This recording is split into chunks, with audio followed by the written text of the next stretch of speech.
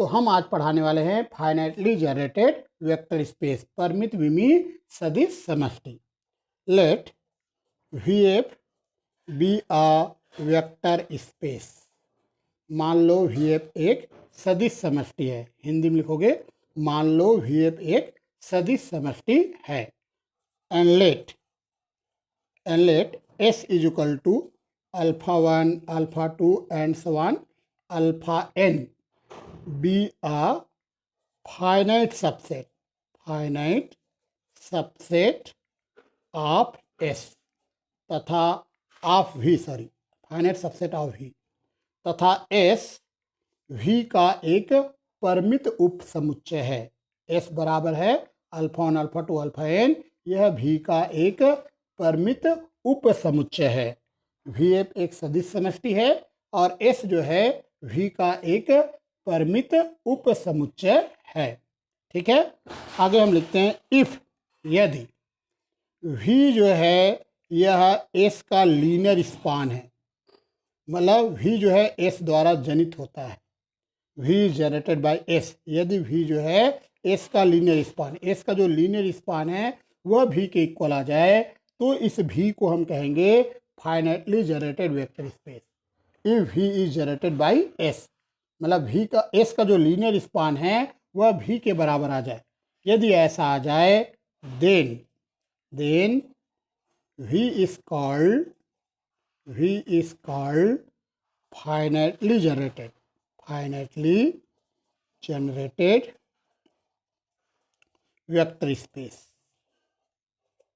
यदि V बराबर S का लीनियर स्पान हो, यदि V S के लीनियर स्पान के बराबर होता है तो V को हम परिमित विमीय सदिश समष्टि कहते हैं। यहाँ पर परिमित विमीय इसलिए कहते हैं क्योंकि S में जो नंबर ऑफ एलिमेंट्स हैं वो फाइनाइट हैं। S में n एलिमेंट्स हैं, है ना, और उस n एलिमेंट से V जनरेट होता है। इसका मतलब ये हुआ कि V का प्रत्येक एलिमेंट S के एलिमेंट के लीनियर कॉम्बिनेशन द्वारा व्यक्त किया जाएगा। क्या कहा मैंने? V का प्रत्येक एलिमेंट S के अवयवों के रैखिक संचय द्वारा व्यक्त किया जाएगा। Every element of V can be expressed as linear combination of elements of S। तभी आप बोलोगे कि V is generated by S। V जो है S से जनरेट हो रहा है ना, और S हमारा फाइनाइट है तो आप V को बोलोगे V इज फाइनाइटली जनरेटेड, मतलब परिमित विमीय सदिश समष्टि, फाइनाइटली जनरेटेड वेक्टर स्पेस।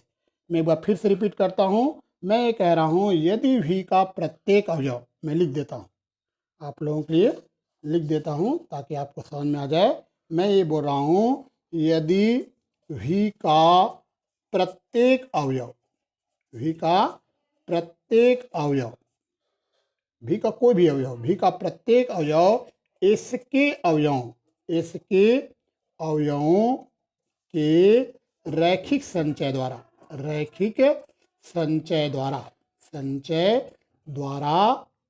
व्यक्त किया जाए। यदि V का प्रत्येक अवयव इसके अवयवों के रैखिक संचय द्वारा व्यक्त किया जाए तो V को S द्वारा जनित, तो V S द्वारा जनित कहलाता है। तो V S द्वारा जनित कहलाता है। V किसके द्वारा जनित कहलाएगा? S द्वारा, है ना। और V को परिमित विमीय, और V को परिमित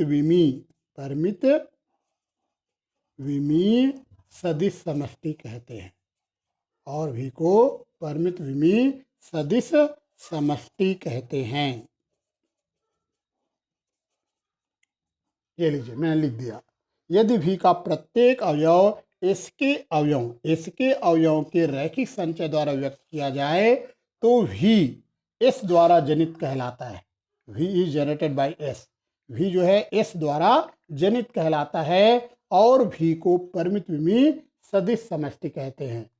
इंग्लिश में लिख देता हूँ। If every element of V, if every element of V every element of V can be expressed as linear combination.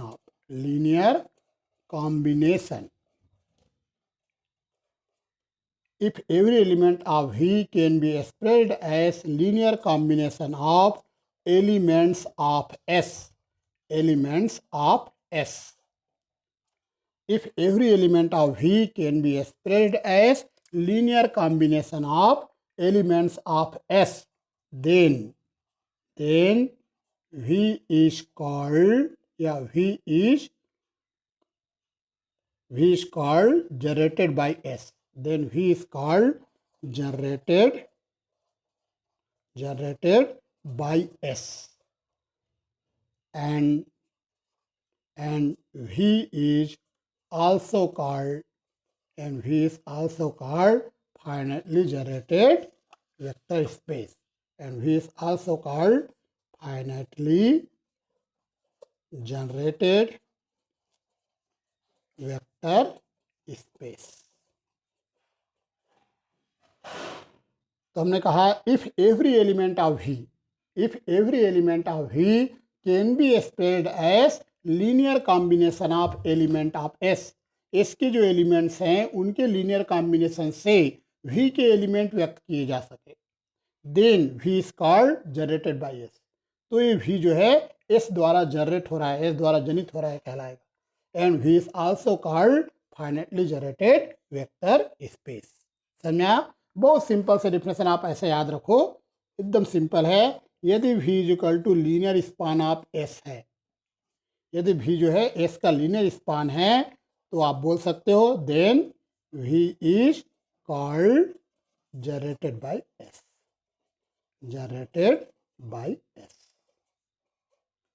यदि V जो है S के लीनियर स्पान के इक्वल है, तो V को आप बोलोगे वह S द्वारा जनित होता है. तो V S द्वारा जनित कहलाता है.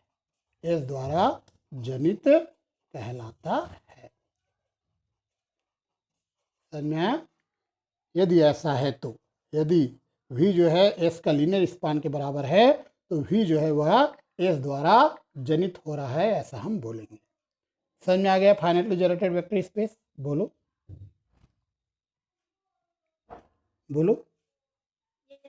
चलिए, अब मैं आप लोगों को बताने वाला हूँ, बहुत ही इंपॉर्टेंट चीज़ यहाँ बताने वाला हूँ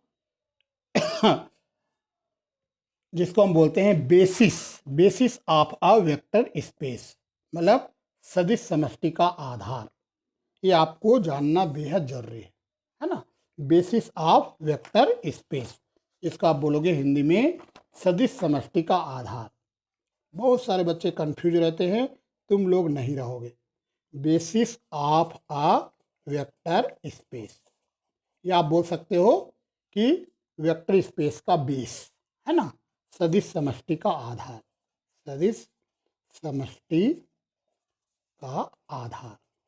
बेस के बारे में बता रहे हैं. आधार को ही इंग्लिश में बेस कहते हैं. तो हम किसी भी जो सेट ऑफ वेक्टर्स होगा उसको हम, हमारा जो वेक्टर स्पेस है उसका आधार कह पाएंगे कि नहीं कह पाएंगे. इसके लिए क्या क्या कंडीशन है ये आपको याद रखना है. ठीक है, जैसे मैं आपको बोलता रहा हूँ S is equal to α1, α2 and so on αn. एक सेट हमारे पास है, S इज इक्वल टू है α1, α2, αn. इसको मैं बोलना चाहता हूँ यह बेसिस है किसका? वेक्टर स्पेस का. Is called a basis of a vector space VF.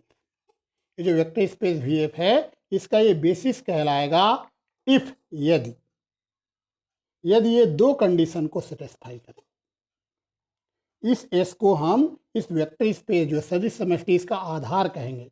कब कहेंगे? जब वो ये दो कंडीशन सेटिस्फाई करे. पहला कंडीशन है कि S is linearly independent, S रैखिकता स्वतंत्र है. और दूसरा कंडीशन है कि V is equal to linear span of S. इसका मतलब ये हुआ कि every element of V can be expressed as linear combination of elements of S. अगर ये दो कंडीशन आते हैं तभी एस जो है यह बेसिस कहलाएगा, आधार कहलाएगा। ठीक है, तो एस को हम आधार तभी कहेंगे, बेसिस तभी कहेंगे जब उनके पास दो प्रॉपर्टी है। पहला, एस रैखिकता स्वतंत्र होना चाहिए। एस क्या होना चाहिए बताओ? रैखिकतः स्वतंत्र होना चाहिए। ठीक है, एस के अवयव है alpha one alpha two alpha N, मतलब ये रैखिकता स्वतंत्र होने चाहिए। Alpha one alpha two alpha N linearly independent होना चाहिए, रैखिकता स्वतंत्र। और दूसरा है कि एस का जो लीनियर स्पान है वो भी के बराबर हो। इसका मतलब क्या होता? इसका मतलब क्या है? भी जो है वह लीनियर स्पान ऑफ एस। इसका मतलब यह है कि एस भी का प्रत्येक अवयव एस के अवयवों के रैखिक संचय द्वारा व्यक्त किया जाएगा। इसका मतलब यह है, देखो, every element of V can be expressed as linear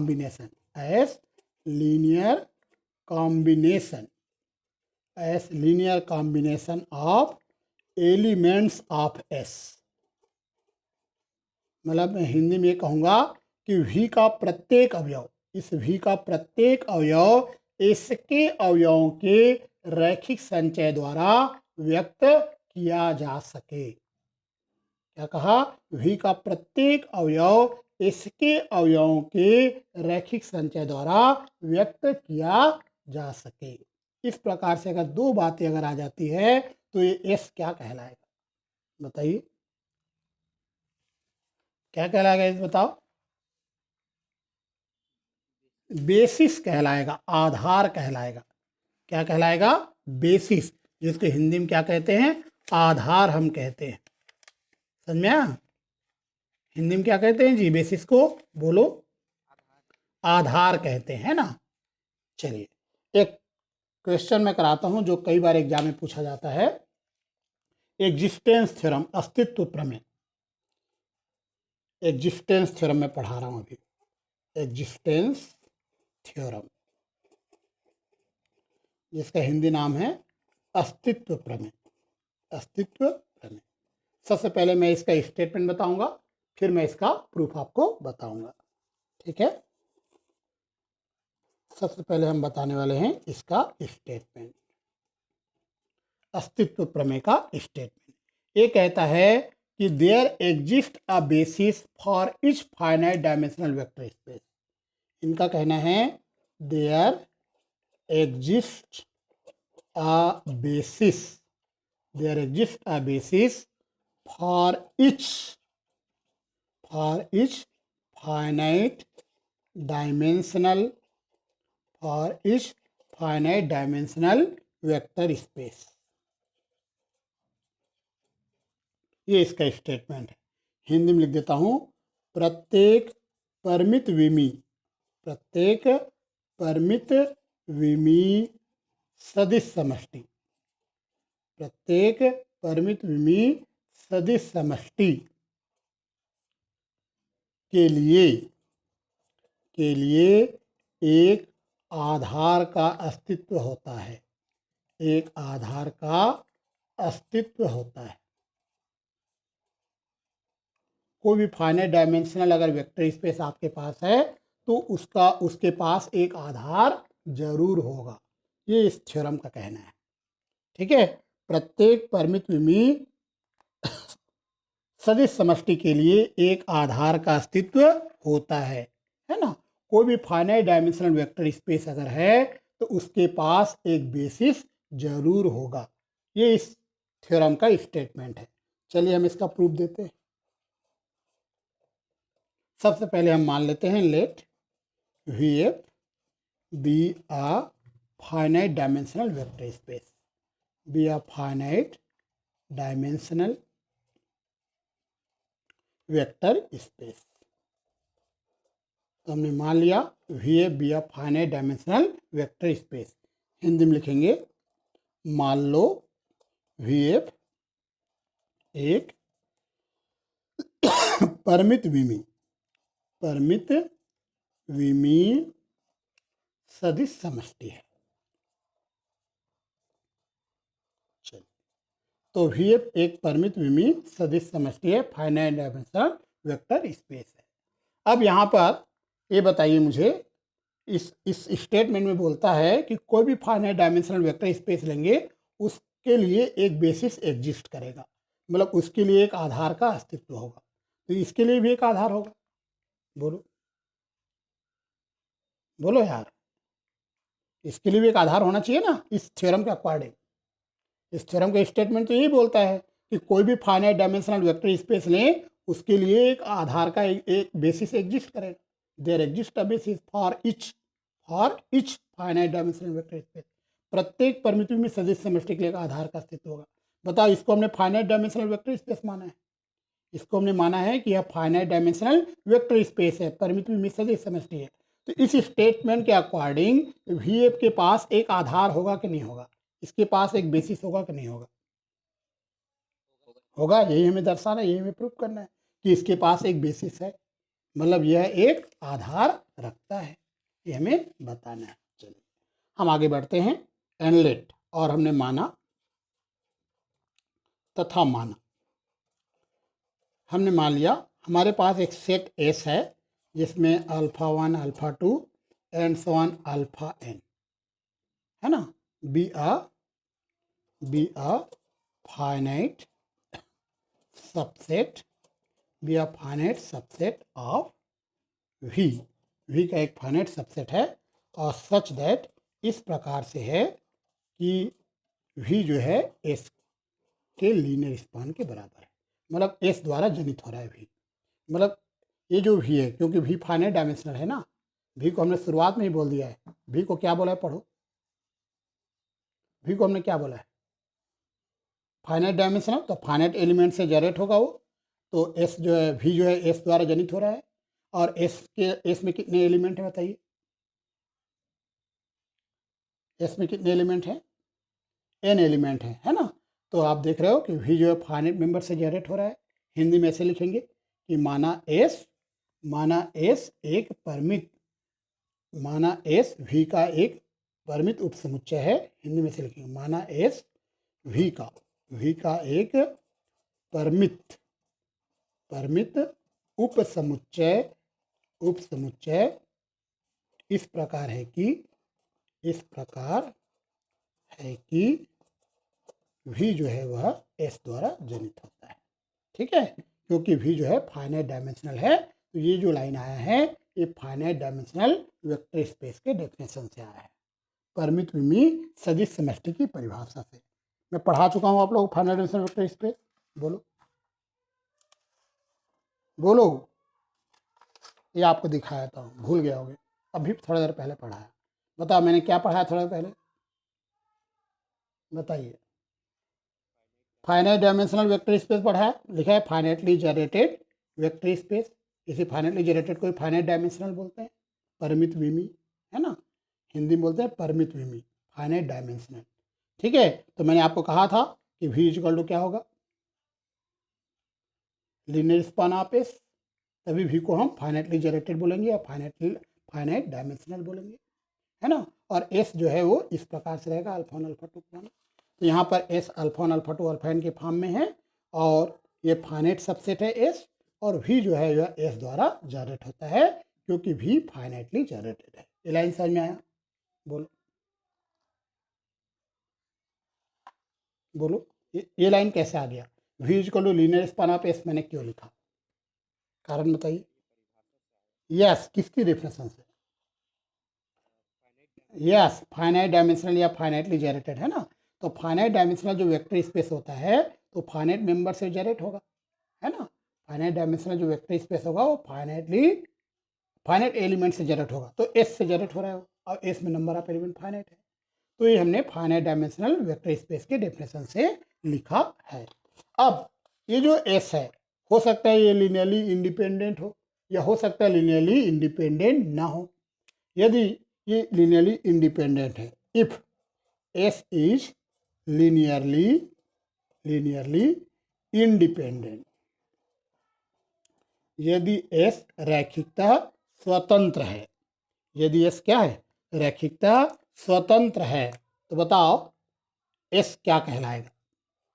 यदि एस रैखिकता रैखिकता स्वतंत्र है, स्वतंत्र है, तो बताइए एस को क्या बोलोगे, अगर एस लिनियरली इंडिपेंडेंट है तो।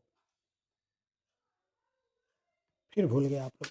अभी थोड़ा पहले मैं बताया था बेसिस ऑफ वेक्टर स्पेस, सदिश समष्टि का आधार।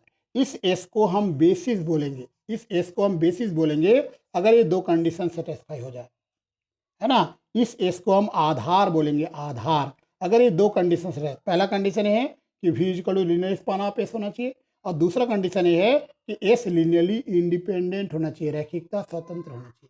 अगर ये दोनों कंडीशन लागू हो जाए तो एस कहलाएगा बेसिस, आधार कहलाएगा।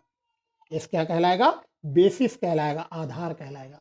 तो बताओ, यहाँ तो v equal to linear span S तो बोल ही दिया हमने, और अगर एस लिनियरली इंडिपेंडेंट हो जाए तो एस क्या कहलाएगा, बोलो। बेसिस कहलाएगा, बेसिस का डेफिनेशन ही है। फिर से बताया था, आप लोग भूल जा रहे हो। अगर एस को बेसिस बनाना है, एस को क्या बनाना है, बेसिस, जिसको हिंदी में बोलते हैं आधार। अगर आप इस एस को आधार बोलना चाहते हो, बेसिस बोलना चाहते हो, तो दो कंडीशन सेटिस्फाई होना चाहिए। पहला कंडीशन ये है कि एस जो है यह रैखिकता स्वतंत्र हो, एस इज लिनियरली इंडिपेंडेंट, और दूसरा कंडीशन ये है कि v is equal to linear span of S हो। अगर ये दो कंडीशन सेटिस्फाई हो तभी एस बेसिस कहलाएगा, आधार कहलाएगा, है ना। तो ये तो हमने फाइनाइटली जनरेटेड के डेफिनेशन से बता दिया, v is equal to linear span of S. और अगर एस लिनियरली इंडिपेंडेंट, अगर ये कंडीशन भी लागू हो जाए, अगर एस रैखिकता स्वतंत्र हो जाए, लिनियरली इंडिपेंडेंट हो जाए, तो ये एस क्या कहलाएगा, बोलो। ये जो एस क्या कहलाएगा, बेसिस कहलाएगा, बेसिस कहलाएगा। तो देन एस इज, अगर ये लिनियरली इंडिपेंडेंट हो तो S itself is a basis, is a क्या, बेसिस ऑफ वी। एस स्वयं जो है वह वी का बेसिस हो जाएगा। तो एस स्वयं वी का एक आधार है, यस कि नो। अगर एस लिनियरली इंडिपेंडेंट है तब बोल रहा हूँ, जरूरी नहीं कि लिनियरली इंडिपेंडेंट हो, यदि है तो एस स्वयं भी का आधार बन जाएगा। और हमें इस थ्योरम के स्टेटमेंट में हमें इस v का एक आधार, ये v एक आधार रखता है, यही बताना है। हमें बताना है ये जो vf है, जिसको हमने फाइनाइट डायमेंशनल वेक्टर स्पेस बोला है, इसके लिए एक बेसिस एग्जिस्ट करता है, ये हमें बताना है। इसके लिए एक आधार का अस्तित्व है, तो एस स्वयं ही आधार बन जाएगा अगर एस लिनियरली इंडिपेंडेंट है तो। अब हो सकता है एस लिनियरली इंडिपेंडेंट ना हो कि लिनियरली डिपेंडेंट हो, तब क्या होगा देखते हैं। इफ, आगे बढ़ते हैं, if S is linearly dependent, independent है तो एस स्वयं ही बेसिस बन जाएगा। अगर एस रैखिकता परतंत्र हो, यदि एस रैखिकता परतंत्र हो, परतंत्र है, यदि एस रैखिकता परतंत्र है तब फिर क्या करेंगे, मैं आपको बताता हूं कि एस का वो एलिमेंट जो लिनियरली इंडिपेंडेंट है उसको हटाकर बाकी जो इंडिपेंडेंट है उन एलिमेंट का एक कलेक्शन तैयार करेंगे और उसका एक नया नामकरण एस डैश दे देंगे। जो इंडिपेंडेंट है ना, डिपेंडेंट है ना, उसको हटा देंगे, उसको क्या करेंगे, हटा देंगे, और जो इंडिपेंडेंट वाला है उसका एक सेट बना लेंगे। क्योंकि अगर एस लिनियरली डिपेंडेंट है, इसका मतलब यह है कि एस का कोई ना कोई वेक्टर है, एक वेक्टर ऐसा होगा जो बाकी वेक्टर पर डिपेंड होगा, तभी तो एस को लिनियरली डिपेंडेंट बोल रहा हूँ, रैखिकता परतन, है ना। एस में नंबर ऑफ एलिमेंट्स एन है, एस में कितने एलिमेंट्स है बता, बोलो। इन एन एलिमेंट्स में कोई एक एलिमेंट ऐसा होगा जो अन्य एलिमेंट पर डिपेंडेंट होगा, कोई ना कोई एक एलिमेंट ऐसा होगा, एक से ज़्यादा भी हो सकता है ना, जो अन्य एलिमेंट पर क्या होगा, डिपेंड होगा। इसी कारण एस को लिनियरली डिपेंडेंट बोल रहा हूँ। अगर एस लिनियरली डिपेंडेंट है एस लिनियरली क्या है, डिपेंडेंट है, देन देयर एग्जिस्ट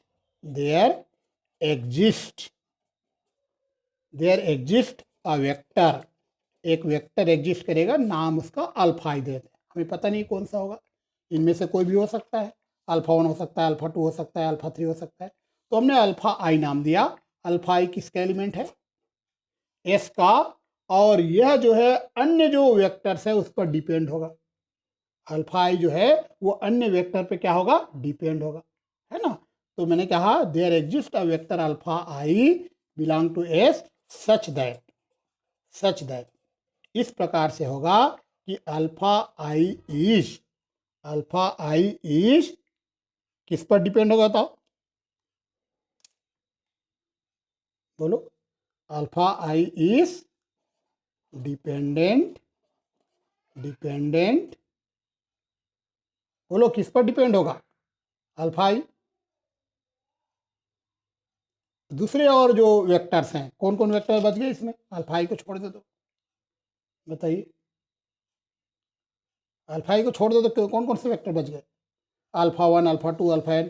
तो हाँ, तो हमने लिखा alpha I is dependent on other vectors alpha 1, alpha 2, alpha I -1, alpha I +1 and so on alpha N. ठीक है, अल्फा आई दूसरे वेक्टर पर डिपेंड है। तो हम क्या करेंगे, इस अल्फा आई को छोड़ देंगे, इसको हिंदी में इस प्रकार से लिखेंगे, है ना, तब हिंदी में ऐसे लिखेंगे, तब एक सदिश अल्फा आई जो एस का अवयव है ना, का अस्तित्व इस प्रकार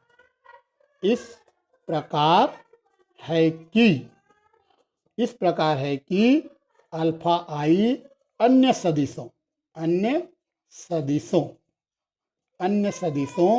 alpha 1, alpha 2 and so on alpha I -1, alpha I +1 and so on alpha N पर डिपेंड है या निर्भर है या आश्रित है, लिख सकते हो, पर निर्भर है। ठीक है, तो अल्फा आई जो है वो अन्य वेक्टर पर डिपेंड है। ऐसे इसलिए हो रहा है क्योंकि एस को हमने क्या बोल दिया है, बोलो, एस को हमने क्या बोल दिया है जी, लिनियरली डिपेंडेंट, मतलब रैखिकता परतंत्र बोला है। इसका मतलब हुआ एस का कोई ना कोई वेक्टर ऐसा होगा जो दूसरे वेक्टर पर डिपेंड होगा, है ना, कोई ना कोई वेक्टर ऐसा होगा इसमें जो अन्य वेक्टर पर क्या होगा, डिपेंड होगा। उस वेक्टर का नाम हमने अल्फा आई कर दिया, उस वेक्टर का नाम क्या क्या, अल्फा आई। तो अल्फा एक ऐसा वेक्टर है जो अन्य वेक्टर पर डिपेंड है। तो हम इस अल्फा आई को बाहर करके एक नया सेट बना देंगे, एस डेस। चलिए अब हम नया सेट बनाते हैं, taking S dash is equal to S minus alpha I, जो डिपेंडेंट है उसको भगाए थे, हटाए थे, छोड़ दिया, तो डिपेंडेंट है अल्फा आई, तू हट जा।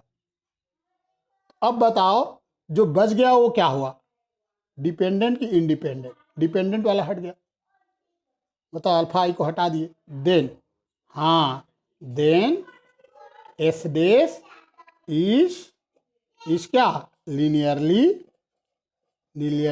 इंडिपेंडेंट, डिपेंडेंट वाला को हटा दिए, जो जो डिपेंडेंट रहेंगे हटा देंगे, तो एस डेस क्या हो जाएगा, लीनियरली इंडिपेंडेंट, एंड भी जो है एस डेस के भी लीनियर स्पान द्वारा व्यक्त किया जाएगा। जब एस के द्वारा हो रहा है तो एस डेस के द्वारा भी होगा।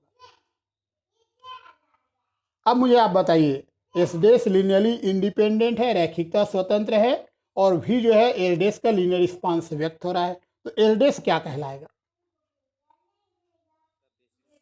बिल्कुल सही, है ना।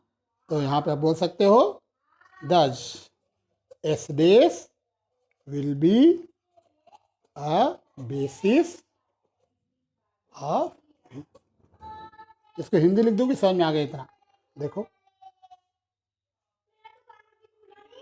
हिंदी लिख दें, मैं बोल रहा हूँ एस डैश बराबर एस माइनस अल्फा आई लेने पर, अगर हम S dash equal to S minus alpha I depend था उसको हटा रहे हैं, तो जो बच गया एल डैश वो क्या होगा बताओ। डिपेंड वालों को हटा दिए, तो जो डिपेंड है हटा दिए, तो जो एल डैश है वो क्या कहलाएगा बताइए।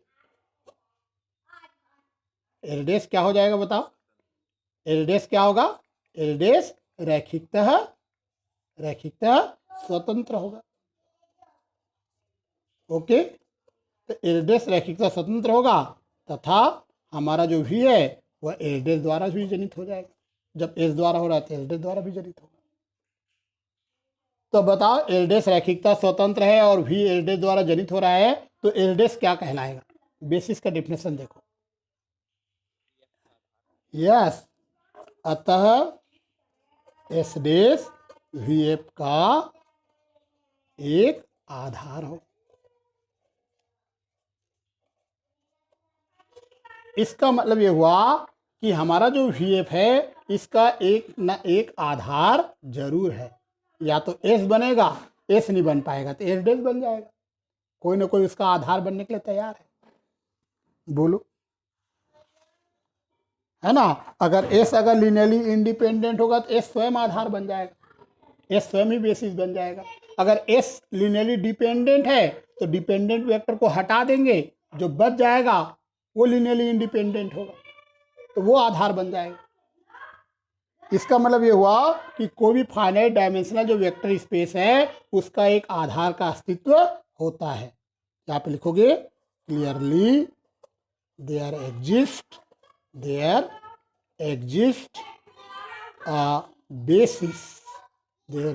a basis for each finite dimensional vector space. Hindi में लिखोगे स्पष्ट है कि प्रत्येक परिमित विमीय सदिश समष्टि के लिए एक आधार का अस्तित्व होता है।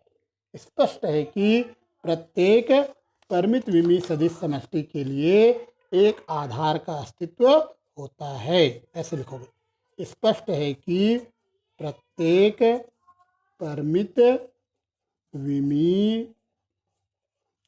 सदिश समष्टि के लिए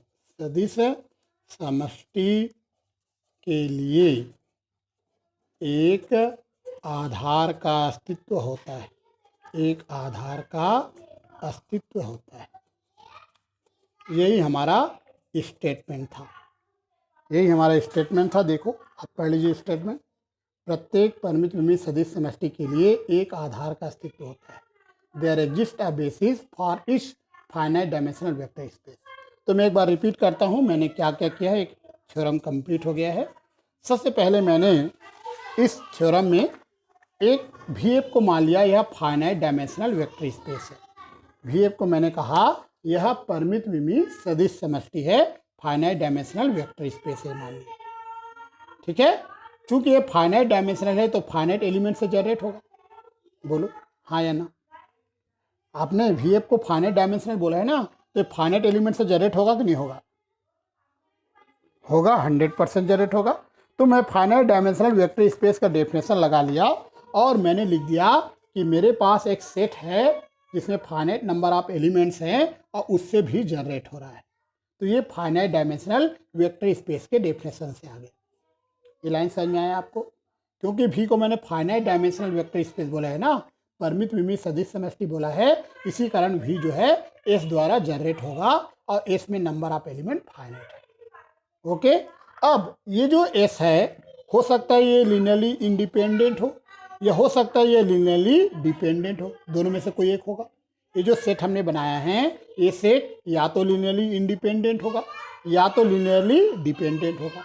यदि ये लिनियरली इंडिपेंडेंट है, अगर ये सेट रैखिकता स्वतंत्र है, तो ये स्वयं ही बेसिस बन जाएगा वी एफ का। ये स्वयं ही वी एफ का बेसिस बन जाएगा, वी एफ का आधार बन जाएगा। समझ में आया? तो हमने लिखा है S itself is a basis of V F. S स्वयं ही वी एफ का एक आधार है।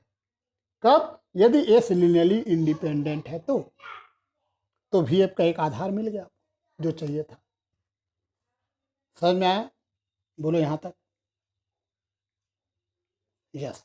अब हो सकता है कि एस लीनियरली डिपेंडेंट हो, ये तो इंडिपेंडेंट हो, तब तो बन गया बात हमारी कि एस को हमने बोल दिया कि बेसिस बनेगा वी एफ का एक आधार होगा।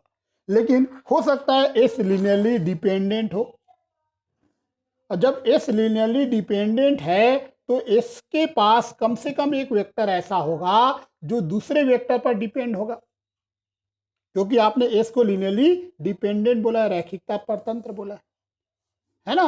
तो एस के पास कम से कम एक वेक्टर ऐसा होगा जो अन्य वेक्टर पर आश्रित होगा, निर्भर होगा। तो हमने लिखा है then there exist a vector alpha I, तो इसका अवयव है, इसका element alpha I, such that alpha I is dependent on other vectors, और दूसरे जो वेक्टर हैं उस पर डिपेंड होगा अल्फा आई। मतलब एक अल्फा आई का अस्तित्व इस प्रकार है कि अल्फा आई जो है अन्य सदिशों पर निर्भर है, आश्रित है। क्यों ऐसा हमने लिखा? क्योंकि एस क्या है, बोलो? लीनियरली डिपेंडेंट है, रैखिकता परतंत्र है। इसी कारण कम से कम एक वेक्टर अल्फा आई ऐसे होगा जो अन्य वेक्टर पर डिपेंड होगा। अब हम क्या करते हैं, इस अल्फा आई को हटाकर नया सेट बनाते हैं एस डेस। इस अल्फा आई को हटा देते हैं और एक नया सेट बना दिए एस डेस। अब बताओ, अल्फा आई जो डिपेंड था उसको हटा दिए, तो डिपेंड को हटा दिए तो जो बच गया वो क्या कहलाएगा? मतलब एस डेस क्या कहलाएगा? एस से हमने अल्फा आई को हटा दिया, एस तो डिपेंडेंट था, ठीक है, लेकिन उससे अल्फा आई को हटा दिया हमने, तो एस डेस क्या कहलाएगा? यस, लीनियरली इंडिपेंडेंट कहलाएगा, रैखिकता स्वतंत्र कहलाएगा। और हमारा भी एस डेस द्वारा भी जनित होगा, क्योंकि एस डेस भी फाइनेट ही होगा, है ना। जब एस फाइनेट है तो एस डेस भी फाइनेट होगा। एक वेक्टर को हटाएं बस, मान लो एस में 20 एलिमेंट है तो एस डेस में एक कम हो जाएगा, 19 एलिमेंट आएगा, है ना। तो ये अगर फाइनेट है, ये फाइनेट है, तो हमारा वी जो है एस डेस द्वारा भी जनित होगा, एस डेस द्वारा भी जनरेट हो जाएगा। तो बताओ, एस डेस लीनियरली इंडिपेंडेंट है और वी एस डेस द्वारा जनरेट होता है, वी एस डेस से जनरेट हो रहा है, तो एस डेस क्या कहलाएगा? एस डेस लीनियरली इंडिपेंडेंट है, बताइए एस डेस क्या कहलाएगा? बोलो।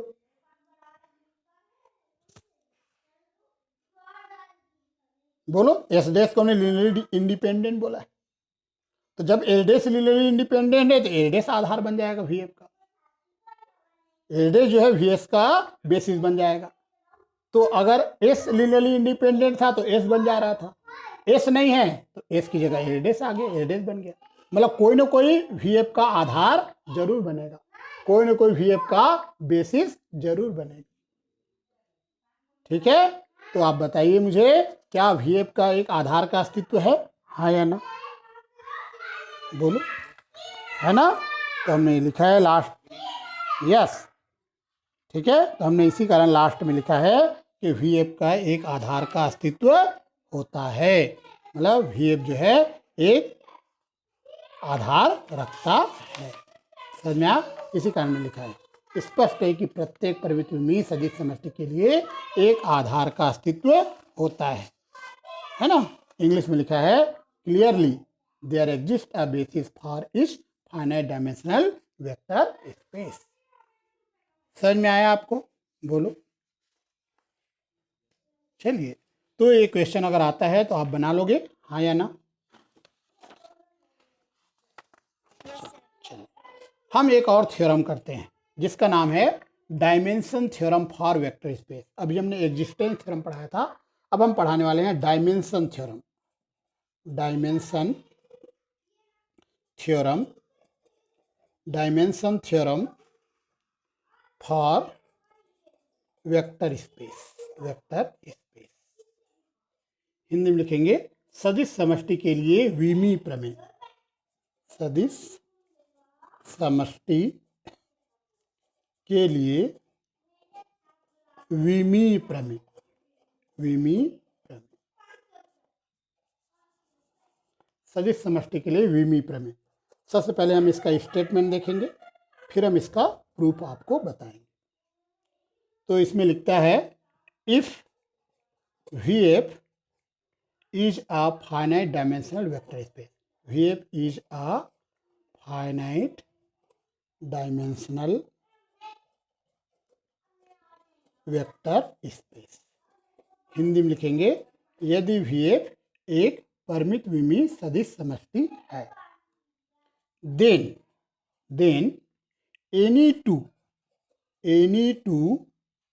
bases of V का कोई दो हम बेसिस ले लें, दो आधार अगर ले लें, have the same number of element, have the same number of element. कोई भी दो आधार लें तो दोनों में अवयवों की संख्या बराबर होगी। ठीक है, हिंदी में ऐसा रहेगा स्टेटमेंट, यदि VF एक परिमित विमीय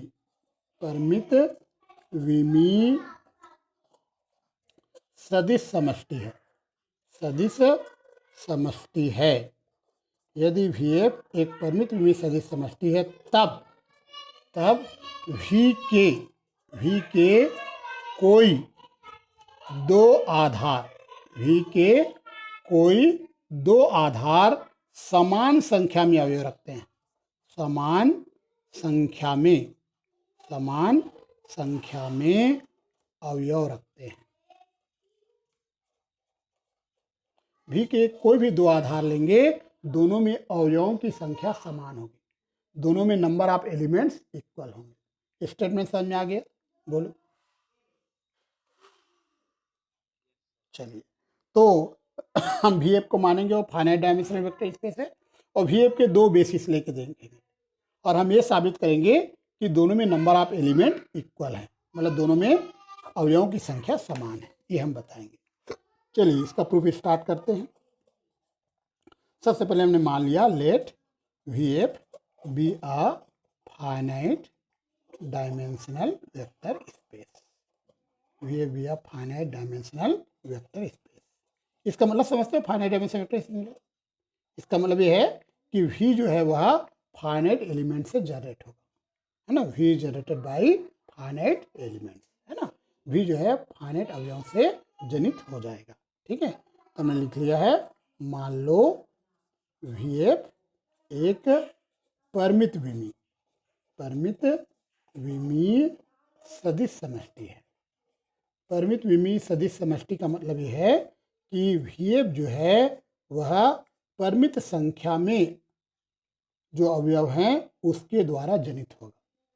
अगर कोई सेट S ले ले जिसमें नंबर ऑफ एलिमेंट फाइनाइट है, तो उसके द्वारा ये जनित हो जाएगा, इसके द्वारा ये जनरेट होगा, है ना। तो VF एक फाइनाइट डायमेंशनल वेक्टर स्पेस है। इसके दो बेसिस मान लेते हैं। माना हमने मान लिया पहला बेसिस है S1, इसमें है α1, α2, α3, इस प्रकार से αm। कितने एलिमेंट है गिनो? पहला बेसिस में m एलिमेंट्स, है ना। दूसरा बेसिस है α2, इसमें है β1, β2, β3 एंड सो ऑन βn। बताओ पहले में कितना एलिमेंट है, दूसरे में कितना एलिमेंट है, बताओ। नहीं, नंबर ऑफ एलिमेंट्स कितने हैं, m एलिमेंट्स है, इसमें नंबर ऑफ एलिमेंट्स कितने हैं, अवयवों की संख्या कितने हैं, इसमें m है, इसमें कितने हैं, बोलो। इसमें m एलिमेंट्स है, इसमें n एलिमेंट्स है ना। और लेकिन हमारा जो थ्योरम का स्टेटमेंट कहता है कि अगर कोई भी दो बेसिस लें तो दोनों में नंबर ऑफ एलिमेंट्स इक्वल होंगे। इसमें लिखा है देखो, then any two basis of V have the same number of element, V के कोई दो आधार समान संख्या में अवयव रखते हैं, दोनों में अवयवों की संख्या समान होनी चाहिए। बताओ क्या प्रूफ करना है, बताइए, इसको देख के बताओ मुझे क्या प्रूफ करना है। V के दो आधार हमने ले लिए, दोनों में अवयवों की संख्या समान होनी चाहिए बोलता है, तो क्या प्रूफ करना है? बिल्कुल सही, n = m बताएंगे, m और n बराबर है बताएंगे। अगर m और n बराबर है तो इसमें भी उतने ही एलिमेंट है, उसमें उतने एलिमेंट। समझ में आ गया? नहीं आया? आ गया ना? तो मुझे क्या बताना है, बताओ, मुझे प्रूफ क्या करना था। M is equal to N लाना है, बस एम और एन बराबर है, ये मुझे बताना है। ठीक है, कोई डाउट? बोलो बोलो यार। नो, चलिए तो यहाँ लिख देता हूँ मैं, we have to show that, यहाँ लिख देता हूँ, we have to show that, क्या शो करना है, M is equal to N, ये हमें शो करना है। ठीक है, हिंदी लिख देता हूँ, हमें दर्शाना है कि क्या शो करना है, एम बराबर है, एम और एन बराबर हो जाए, ये बताना है। चलिए तो हम अभी साबित करेंगे आपके सामने। सबसे पहले आपने S1 को भी बेसिस बोला है और S2 को भी बेसिस बोला है, दोनों को आधार आपने कहा है। S1 भी आधार है और S2 भी आधार है। बताओ V के कितने आधार हैं, एक की दो? दो आधार हैं। कौन कौन है? S1 एंड S2 है। ठीक है, तो मैं यहाँ पर लिख देता हूँ, since S1 is a basis of V। ठीक है, हिंदी में लिखेंगे, चूंकि S1 V का एक आधार है। तो V का जब ये आधार है तो सबसे पहले S1 जो है रैखिकता स्वतंत्र होगा कि परतंत्र होगा, बताओ? अगर बेसिस है तो स्वतंत्र होगा, है ना? ठीक है, लिख देते हैं, देयरफॉर, इसलिए, देयरफॉर इसलिए, इसलिए पहली बात तो ये होगी कि S1 जो है यह लीनियरली इंडिपेंडेंट होगा। S1 is linearly independent,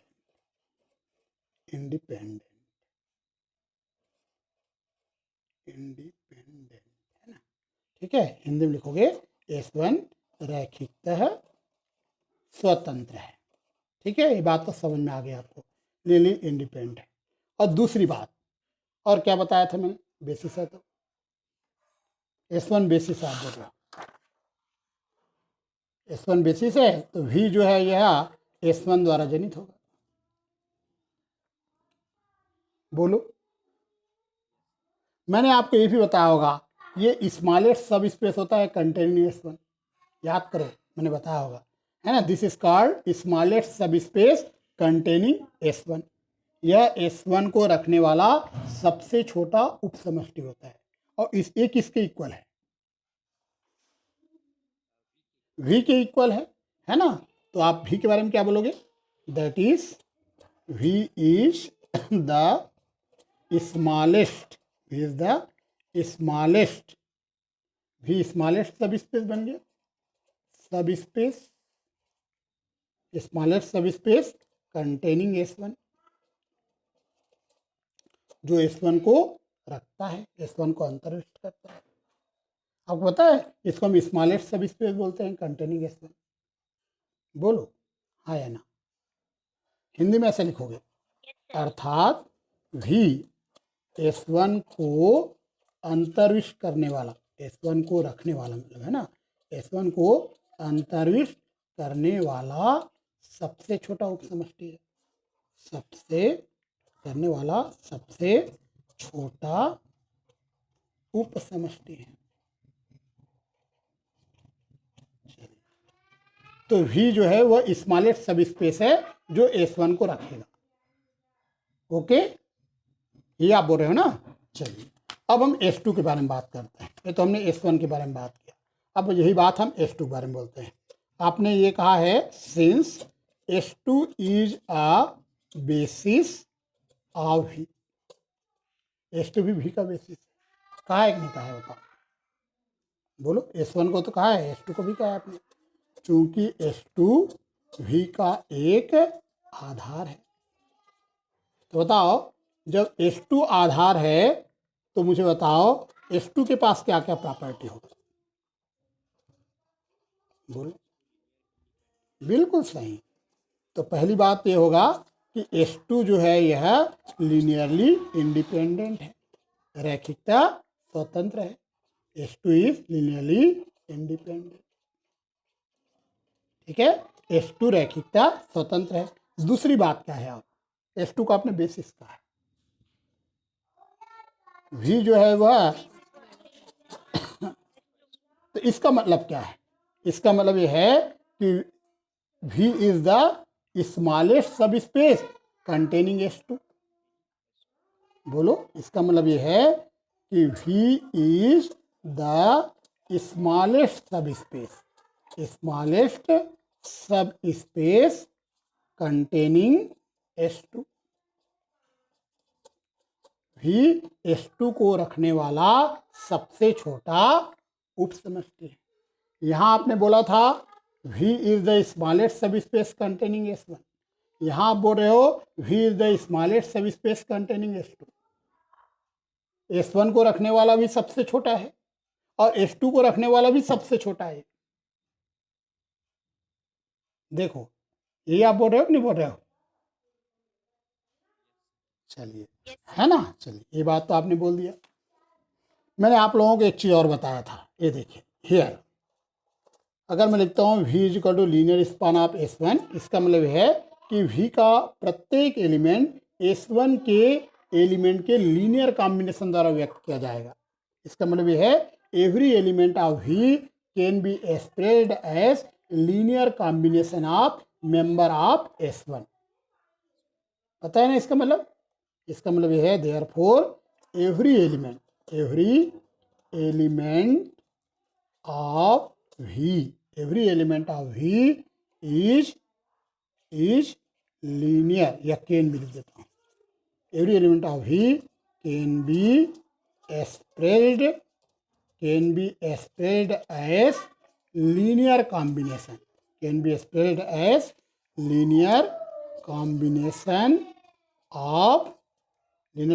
of क्या? Elements of S1। बोलो, every element of V can be expressed as linear combination of elements of S1।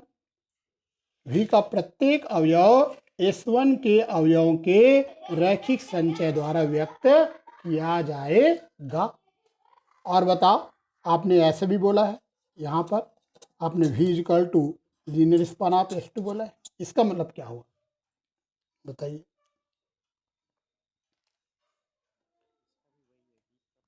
हाँ, इसका मतलब ये हुआ every element of V can be expressed as linear combination of elements of S2, है ना। V का प्रत्येक अवयव S2 के अवयवों के रैखिक संचय द्वारा व्यक्त किया जाएगा।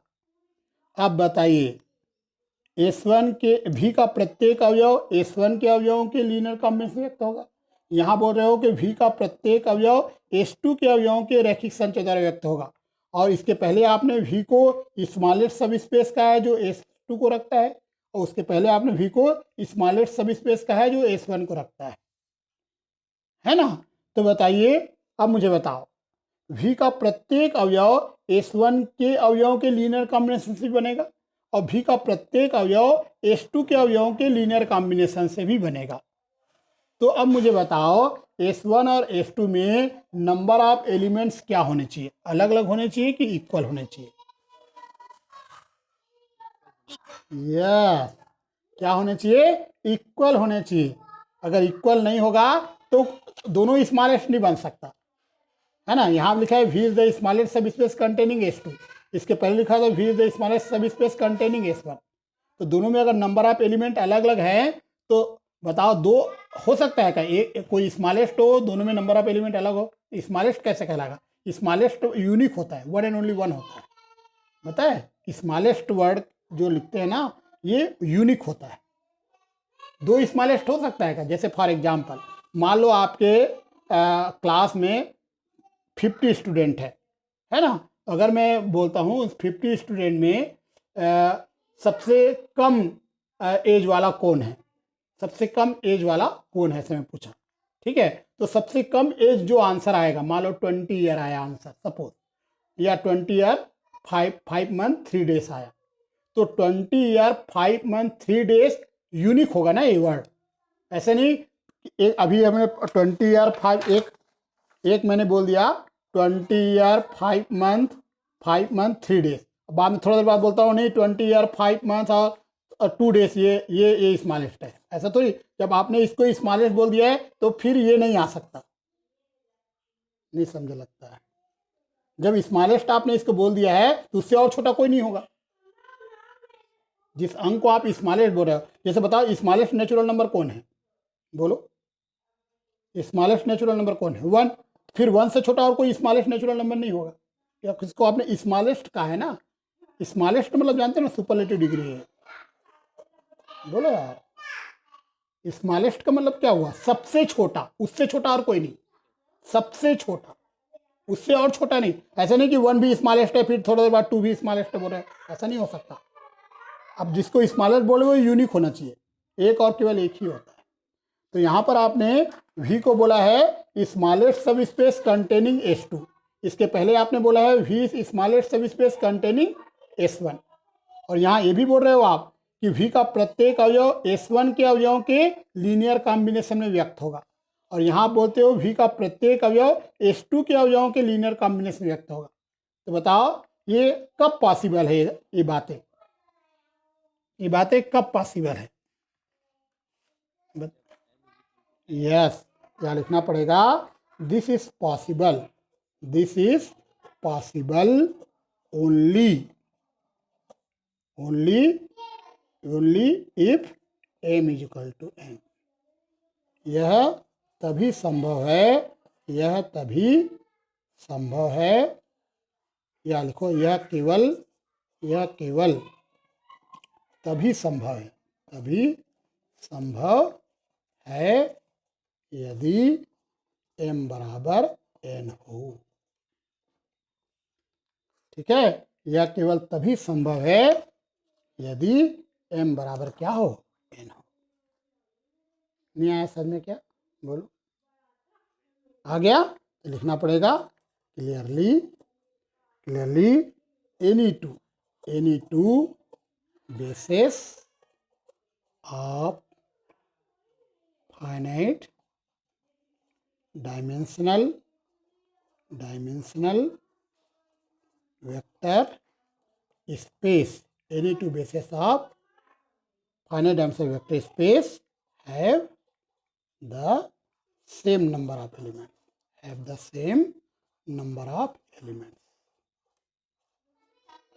हिंदी में लिखोगे स्पष्ट है कि परिमित विमीय सदिश समष्टि का कोई दो आधार समान संख्या में अवयव रखते हैं।